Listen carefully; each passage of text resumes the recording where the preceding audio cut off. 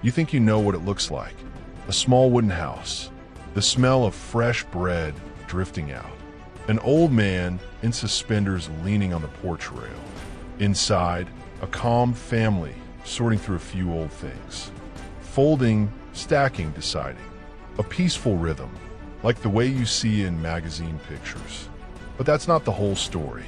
No one tells you the parts that feel heavier, or sharper, or stranger. The Amish, they don't declutter like we do. For them, there's no trendy term, no Pinterest boards, no 30-day challenge. It's quieter, and it starts long before the downsizing ever happens. They never let the clutter build up in the first place. A frying pan? They own one, maybe two. A set of Sunday clothes, a set for work. That's it. No 3 closets. No shoe racks groaning under cheap sandals. You walk into their home, and the first thing you notice is space. Not because it's empty, but because there's only what has to be there. When they do downsize, it's not an act of guilt or panic. It's usually life telling them it's time. A farmer's knees are going bad. A widow is moving into her son's daughter house, that small apartment attached to the big house. A couple is letting go of heavy tools they can no longer lift. It's practical, ruthless in a way, but not cruel. And here's where it's different from us. We sit on the floor, surrounded by piles. We hold an old shirt and whisper, but what if I need it someday? They don't. A chair is a chair. A shirt is a shirt. If it's not needed, it goes. Not to the trash.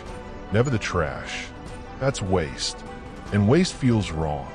The community moves in. Neighbors come. Family comes. The downsizing is not private. It's not done with the blinds pulled tight. It's a social thing. That chair, maybe the young couple down the road can use it. The butter churn? The niece who's just married might need one. It's redistribution, not elimination. There's no race to empty shelves. No joy unless just for the look of it. Function comes first. And beauty? Beauty is allowed if it serves a purpose. A quilt is beautiful, yes, but it keeps you warm. That's why it's kept. A china plate that can't hold food? That's a problem. The thing no one tells you, the real decluttering is in their head. The Amish aren't drowning in mental noise like we are. No buzzing phones. No news alerts every 5 minutes. No, I'll deal with this later piles. Their minds are as clear as their shelves.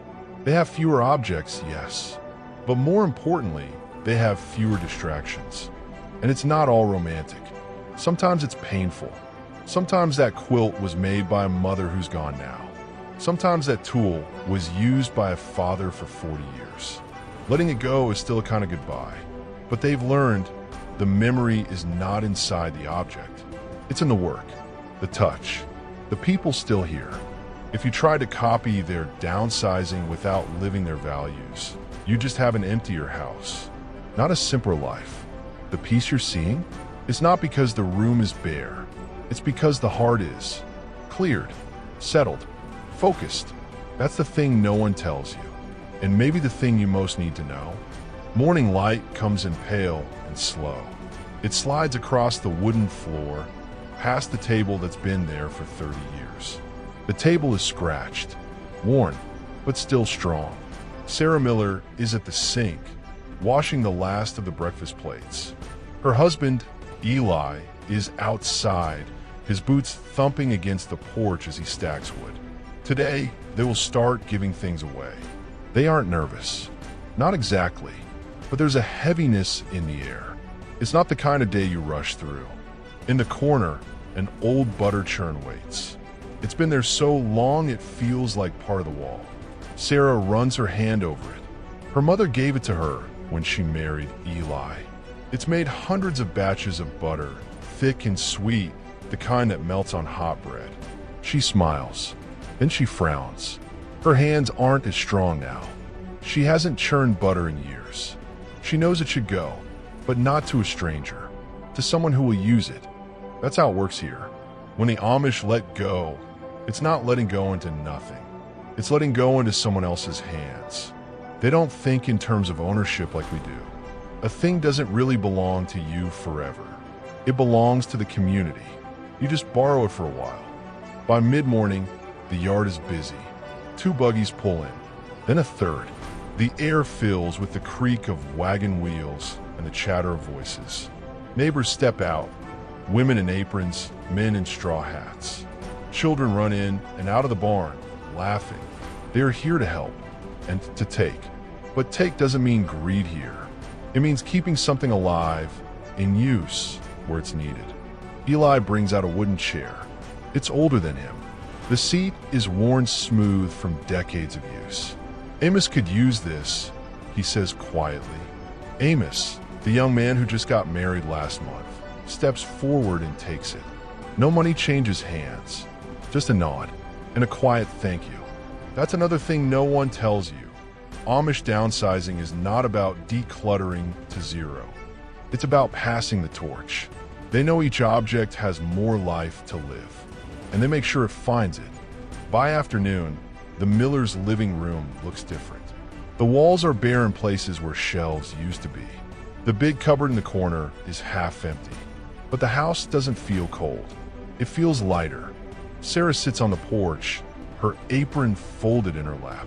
She can see the butter churn now, riding away in her sister's buggy. She thought she'd feel sad. She doesn't. She feels done, like a story has ended, but the book is still open. For the Amish, downsizing isn't a seasonal task. It isn't something you schedule because it's time to tidy up.